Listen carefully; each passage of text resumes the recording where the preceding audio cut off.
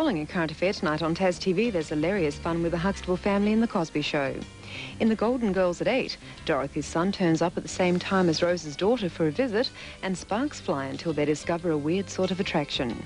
Cusack represents a former police officer who's suing a magazine for revealing that he's gay in LA law, while at 9:30 it's China Beach. Then at 10:30 our final program for the evening is our midweek movie, Birch Interval.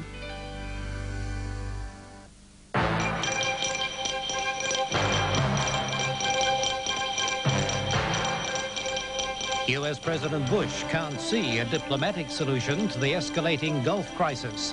And Tasmanian police recover a second body from the West Coast fishing disaster at Granville Harbour. Good evening, I'm Tom Payne. For the first time since the invasion of Kuwait, there's hope tonight for what could be a diplomatic settlement to the crisis. Iraq's closest Arab friend, King Hussein of Jordan, has arrived in Washington to discuss a peace plan with President Bush. The talks begin tomorrow. Jordan's King Hussein has emerged as the mystical middleman in this crisis, the one leader still able to talk to both sides. He met with Iraq's Saddam Hussein before heading to Washington, with a message from the Iraqi leader to George Bush. There's speculation that message includes an offer from Saddam for an international conference to negotiate Iraq's withdrawal from Kuwait, on condition the United States frees its troop build-up in Saudi Arabia. George Bush, though, said he didn't know of any peace proposal. He talked instead of tightening the economic stranglehold in Iraq, possibly even using military force to shut off the Jordanian port of Aqaba, Iraq's last supply link with the outside world. If it's a hole through which commerce flows in an otherwise tight net, I would certainly think that Aqaba should be closed to Iraqi commerce. The continued Iraqi trade through Aqaba is in breach of King Hussein's promise to abide by United Nations sanctions. The self-appointed honest broker of the Middle East is having trouble keeping his word for two reasons. His economy is heavily dependent on Iraq, and he runs the risk of his people rebelling against him, should he be seen to be turning his back on his namesake in Baghdad. Jordanians revere Saddam Hussein more than their own king. Aware of that, George Bush was careful not to criticise King Hussein, offering instead a carrot for his cooperation. We've always been a friend of Jordan. We've helped them in the past. We'd help them in the future if they fulfill their obligations here. As King Hussein arrived in Washington tonight, it was thought he may have been carrying not only Saddam Hussein's message, but also Jordan's price tag for slamming the door on its neighbour. In the United States, Stephen Fenley, National 9 News. In the Gulf, it's a daunting scene. Every 10 minutes, another giant American C-141 or C-5 transport touches down at a Saudi airfield. Along with more troops, now estimated at more than 25,000, they bring the newest machines of war, computer communications consoles, tanks that can be dropped from the air, and Black Hawk attack helicopters. The soldiers, too, carry the latest equipment. These are 9mm pistol magazines. Down here I'm holding my 16 magazines. For now, they're waiting. With temperatures well over 45 degrees and no shade, many spend their time in the huge aircraft hangars, playing cards, showing off quickly made T-shirts, and making good use of the commodity that's everywhere here. Have they told you when you're going to move out, or is it just no idea? No idea. We're just set by and we're Kuwaiting right now. Out to sea, the US was showing off its naval power. It's a well-publicized exercise, clearly designed to be noticed in Iraq.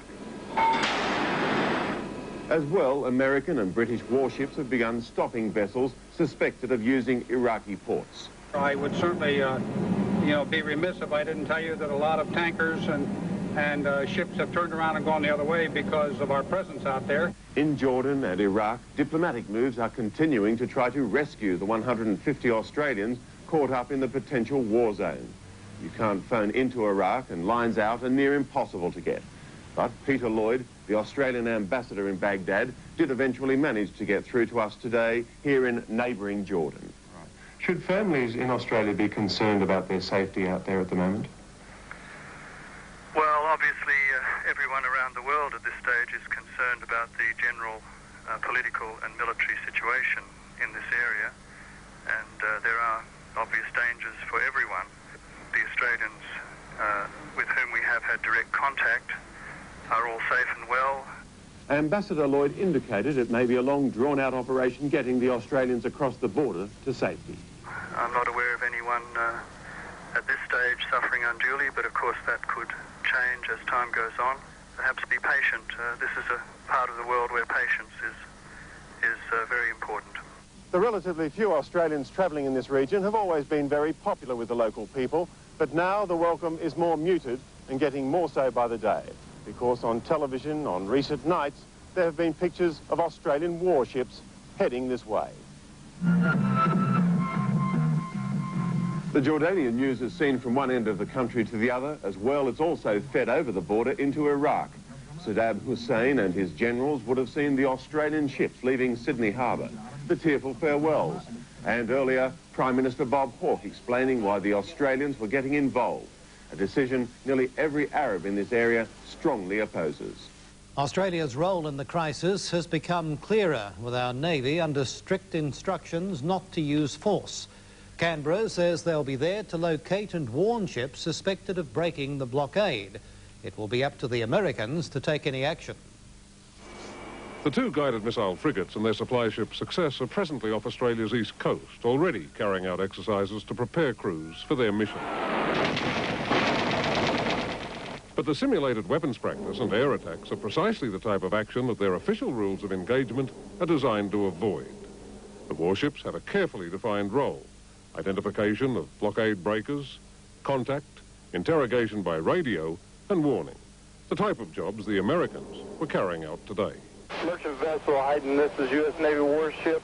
I understand your flag is Iraqi and your destination is Singapore, is that correct? Yes, sir. Hello.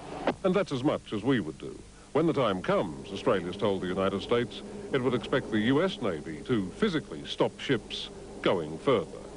The government is very quick to defend the strict rules of engagement. A role which is operationally useful, which puts our money very much where our mouth is. It doesn't involve us just steaming around in circles bristling. It does involve us in an active interventionist role in the Gulf. Should they come under attack, though, the Australian warships will certainly be able to fight back. In fact, the restricted rules of engagement have got everything to do with politics and nothing to do with firepower. They're general purpose ships, so they'll be able to handle any sort of threat that might be thrown at them. The Australians will also get an extra $45 for every day they spend in the danger zone. Back at home, and Strahan is tonight mourning the loss of 3 fishermen in stormy seas off Granville Harbour. 2 of the bodies have been recovered, and the search is continuing for a 3rd crew member and the missing vessel. But police hold little hope of finding the 3rd man alive. The 15-metre Cray vessel Renown was reported missing off Granville Harbour on Monday. A search and rescue helicopter spotted the body of 57-year-old skipper Robert Jones floating about 1 kilometre offshore yesterday. Today, a 2nd body was recovered. That of 30-year-old Gary Matty of Strahan was found washed ashore on Granville Beach this morning and taken to Queenstown, where an inquest was opened. Acting Inspector Jason Coleman says the search party believe missing fisherman 26-year-old Robert Jones will also be found dead. Seas were too rough today for scuba divers to continue their search for the vessel off Granville Harbour, but ground parties continue to scour the coast. The search has stopped this evening. The situation will be reassessed in the morning, with the likelihood of a scaled-down operation resuming. A warning by police today for bushwalkers to take extreme care when entering Tasmania's rugged wilderness. It came as a lone Sydney bushwalker told of his terrifying ordeal at Cradle Mountain. He survived after 6 days lost in the national park. 21-year-old Philip Dupras was airlifted to safety just before dark yesterday. A night in hospital, and this afternoon he emerged from Burnie Police headquarters after 4 hours questioning about his ordeal. Later he spoke to the media. One word, probably summing up the 6 days he spent lost at Cradle Mountain. Terrifying experience. Of course, there are many sceptics. They can't believe how anyone could survive for so long, exposed to the freezing conditions without food. Initially, police even had their doubts. Well, at first I was rather sceptical that he'd actually spent so many days and survived up there in the mountains, but I'm quite convinced now that he actually did that. He's an extremely lucky man. He got lost last Wednesday, spent 2 days huddled in a cave, then decided to go below the snow line. down Fury Gorge into a rainforest where he spent the next 4 days. Wet and cold, he had no food, surviving by eating ice. A Jehovah's Witness, he says his faith saved him. I did keep in a lot of prayer with my Heavenly Father. It's really made me really believe, you know, beyond further doubt that there is God, and He made this beautiful earth, and especially up there, it's fantastic. A full-scale search began last Sunday, but ground parties had almost given up hope of finding him alive. Police were considering scaling down the search, but plan to continue looking till the weekend. It goes out to all those families involved. I feel like I've been a real pain in the neck, you know, for them. He said he would never go bushwalking alone again, and even suggested the overland track through the Cradle Mountain Lake St Clair National Park be closed to the public during winter. I think it should be closed off, the overland track, in winter for 3 months, because it is so deadly up there. I don't know if any of you have done it. It's just terrifying. A word of warning too from police. It's rather nonsensical to come into Tasmania, and particularly as a stranger, you know, walk this kind of terrain we have. It's okay if you're experienced, but you've got to be an experienced walker and know the area. In the news ahead, details announced of a special program to overcome child sexual abuse.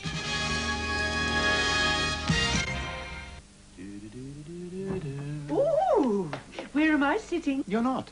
You're going to Auntie Lorna's. I can't. My blouse is ruined. It's beetroot.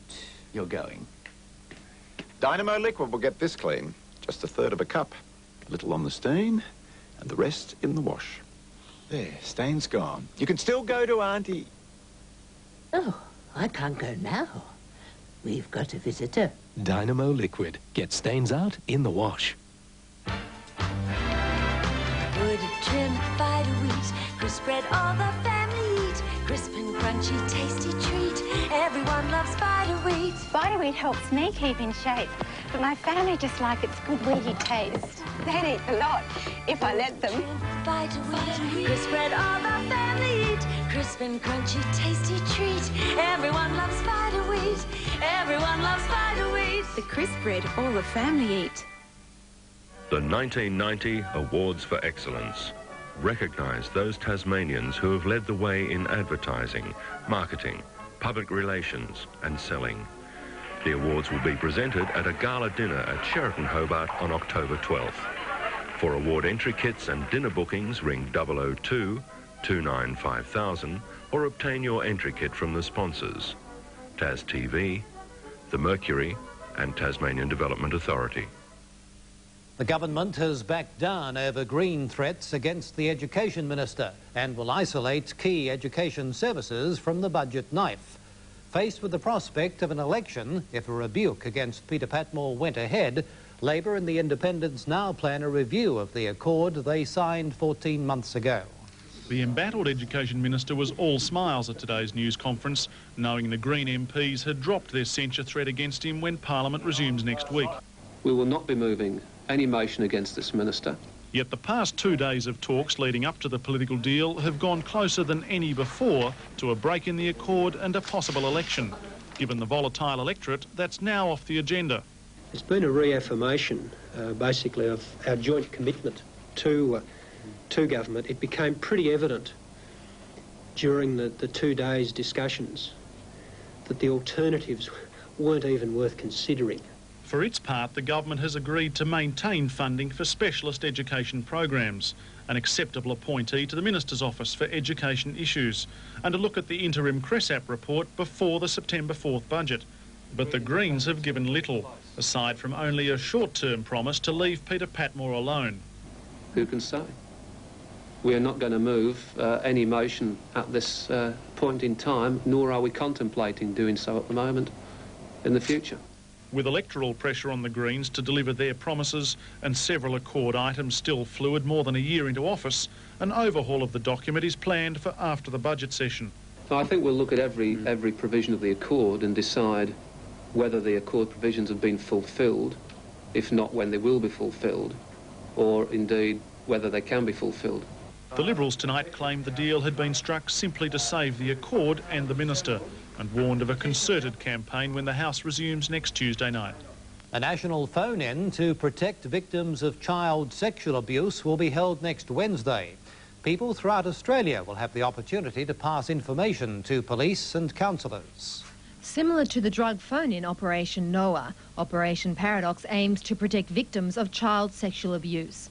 Held twice in Victoria, Operation Paradox has already had very positive results. Over 300 calls were received and 50 people charged after the first operation. Calls were received from children, parents and teachers. Things like behaviour of children, change of patterns, things that they might be saying to their parents that raise a suspicion. That may be quite useful in forming the link of a bigger investigation. The project has been dubbed Operation Paradox because adults, while caring for children, are sexually abusing them. But people should not be concerned about passing information to us. We prefer the names to be provided to us if possible so that we can follow it up, but that's not absolutely essential. As long as we get the information to allow us to pursue the investigations is essential. The phone-in will be held next Wednesday between 12 noon and 8 p.m. A day after being freed by his Palestinian kidnappers, a Swiss national has returned home to an emotional welcome. 24-year-old Elio Erekiu arrived in Geneva on a specially chartered Red Cross plane. Greeted by hundreds of well-wishers, he is the second Swiss hostage to be released in the past week, after pressure from Syria and Libya's Colonel Gaddafi. He was held captive in Beirut for more than 18 months. With the Cold War just a fading memory, the KGB is anxious to prove that its agents are still busy. It released pictures of them arresting a scientist accused of spying. He was bundled into a car, apparently only moments before he could hand over military secrets to an agent from an unnamed Western country. They don't say where the arrest took place or who was arrested. Risking an electoral backlash, the Federal Coalition has formally adopted a consumption tax as part of its policies.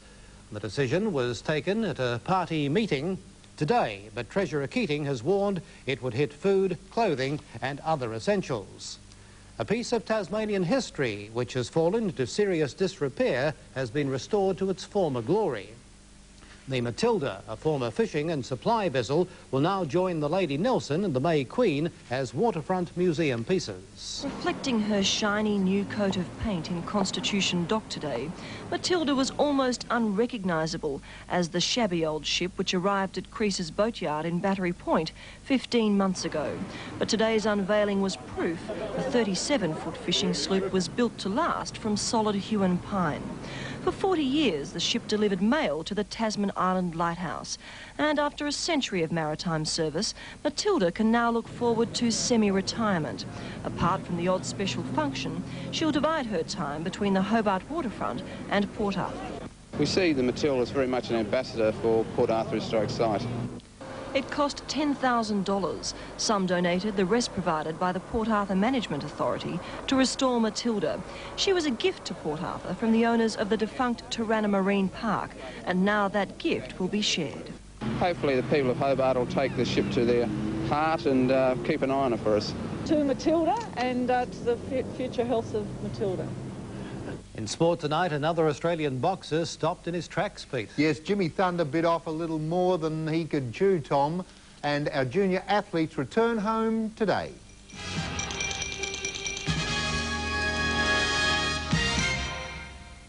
New So Good Light from Sanitarium. No cholesterol, no lactose, and a lot less fat.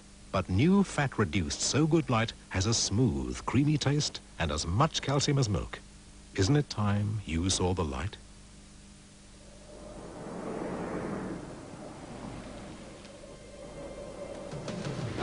Prepare final approach.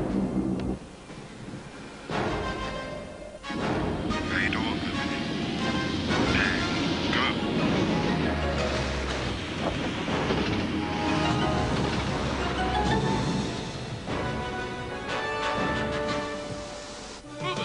BP is on the move. Right now, all over the world, we're redesigning our 20,000 service stations to make them every bit as advanced as the products we sell.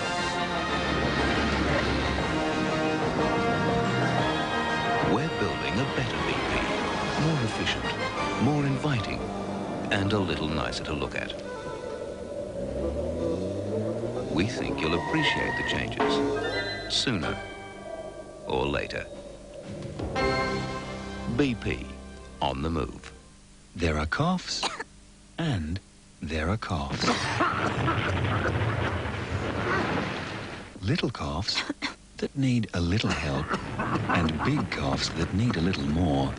That's why there's Benadryl cough medicine. Benadryl relieves coughs quickly, so when your family has one of these, or one of these, remember Benadryl cough medicine for all kinds of coughs. In basketball, the Australians just missed out on a major upset at the World Championships in their quarter-final match against the United States. The Boomers led the tournament favourites until late in the game, only to lose by a point and blow their chances for the semis. Hoping for their first ever win over the United States, the Boomers played brilliantly to lead by 4 points at half-time. Gaze for three. That's the one we want. With great work from Gaze, Longley and Phil Smythe, the lead grew to match-winning proportions with minutes to go. Yes! Australia by 13! But trying to run out time, the Australians lost their composure and the Americans pounced. They outscored Australia 17-4 over the last stages, and for the Boomers, the day turned from history to heartbreak. And the United States lead. The best the Aussies can now hope for is 5th. Total heartbreak. The United States have got out of jail. And in Melbourne last night, relaxed American heavyweight Mike Hunter was in such a friendly pre-fight mood that he even helped Australian Jimmy Thunder through the ropes. But it was proved to be a hollow gesture late in the first round. Rated 13 in the world, Hunter's ringcraft has earned him sparring work with Mike Tyson, and he easily frustrated Thunder with a casual game of hit and run. Thunder tried to engage Hunter, but the American had enough ability to combine nonsense with some heavy punching. Thunder's best impressed the crowd, but drew nothing more than smiles and taunts from Hunter, who collected his bounty in round 4. Right to the head and another right to the head now, and Thunder's gone. Down goes Thunder and he's out. Tasmania's 4 young athletes returned from the World Under-20 Championships in Bulgaria today with gold and bronze medals. Family and friends welcomed the 4 at the airport this morning. Susan Andrews and Simon Hollingsworth both winning medals. Keelan Hannigan met his toughest opposition so far in the 800 metres, while Andrea Hughes made the final of the high jump. Susan Andrews anchored the 4x400 relay and says winning gold was just great. Well, it's a fantastic feeling, especially carrying the flag around after we'd won. We were just ecstatic, the 4 of us. We couldn't believe it. We were expecting the Nigerians to win. And then when they dropped the baton, we saw that we had a great chance, and so it's just fantastic. How did you feel about your 4th in the individual 400? I was very pleased with it. I couldn't have run any faster than I did on the day. I judged my race well, and the Nigerians came 1st and 2nd, and the East German girl was 3rd. It was pretty close between us, so I was happy with that. I did a PB, and that's what I was aiming for. Simon Hollingsworth was a member of the men's 4x400 relay team, and they won bronze. I felt fabulous, Peter. Just to win a medal at the World Junior Championships, it was a real highlight of the trip for me. And that's the best time so far by an under-20 Australian team? Yeah, it broke the Australian under-20 junior record by almost 2 seconds. We broke it first of all in the heat by a second and then another second in the final, so we were really happy about that. Great effort from our young athletes, Tom. Marvellous to see, Pete. Robin with the weather coming up after the break.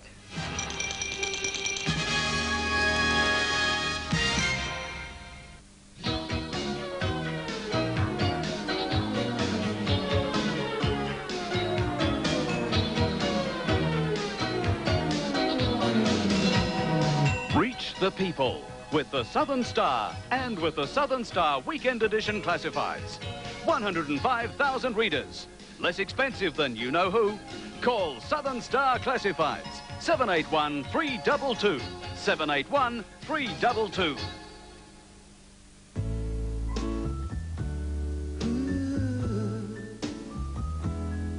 We were gonna be friends, no commitments, no ties. All the good times we spend took me time to realize that we had a rapport. Rapport aftershave. And we knew there was more. This could be forever.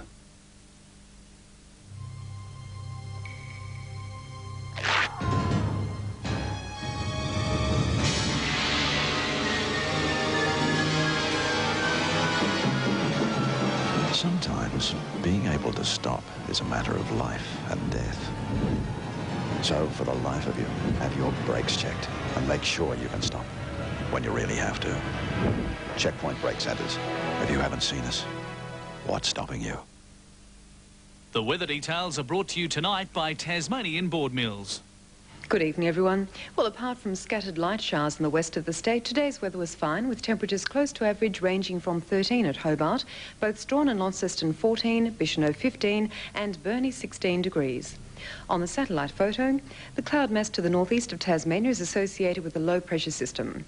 The band of clouds south of South Australia indicates a weakening cold front, and the patches of cloud near Western Australia are low cloud, indicating an approaching high pressure system. On the synoptic chart, a low pressure system east of Victoria is moving away, allowing winds to turn southwest to southeasterly. As a result, scattered showers will clear from the north and northeast overnight and early tomorrow. A cold, unstable southwest to southerly stream will develop overnight and tomorrow, bringing showers mainly in southern and western areas with snowfalls on higher peaks. On the Tasmanian chart, scattered showers clearing from the central north overnight, then contracting to southern and western areas during tomorrow, with snow showers about the southern and central highlands. Cool in the north, but colder in the south, with moderate to fresh southeast to southwesterly winds developing tonight and tending southwesterly later tomorrow. Burnie and Devonport should be mainly fine, a minimum tonight of 4 with a maximum tomorrow around 14. Queenstown can expect showers with 11. Launceston cool and mainly fine, a minimum tonight of 3 with a maximum tomorrow of 13. Swansea can expect a shower or 2 and 13. And Hobart should be rather cold with a few showers, a minimum tonight of 5 and a maximum tomorrow of 12 degrees. For the inland waters, southeast to southwesterly winds 5 to 15 knots developing overnight and reaching 20 knots at times in the south tomorrow. The coastal waters forecast, we have a strong wind warning current, with southeast to southwesterlies increasing to 15 to 25 knots overnight, reaching 30 knots at times, tending southwesterly during the day, with seas becoming 2 to 3 metres. For the swells on the western south coast, 3 metres southwesterly. For southern Bass Strait, about 2 metre northwesterly decreasing, and swells increasing to about 2 metres southerly on the east coast. Finally, the capital, Sydney, should be windy with 15. Canberra can expect a few showers with 10 degrees, and Alice Springs should be fine and cool with 17. Well, do enjoy your viewing tonight on Tas TV and have a pleasant day tomorrow. Good night and thanks, Tom. Thank you, Rob. The newest Boeing 747-400 to join the Qantas fleet arrives in Australia this week. Named the City of Hobart, this latest addition to the fleet is especially significant to Tasmania. This is the 7th 747-400 to roll off the production line for the national carrier. The $200 million aircraft comes direct from the manufacturer in Seattle, America, to begin its first trip from Canada this week. These latest aircraft are used for long-range journeys, and the flight from Vancouver to Sydney is expected to take just under 15 hours. Meanwhile, a new promotional video was launched today. Available in both English and Japanese, the video sells different aspects of the state to tourists, students, governments and private industry. The format of the video is such that it can be used on any international system. Australian motorists are being warned to expect a petrol price explosion by the end of the month. The warning came as the oil companies launched a bitter attack on the price freeze announced last week by Treasurer Paul Keating. We'll have more news tomorrow night at 6:30. We look forward to seeing you then. Good night.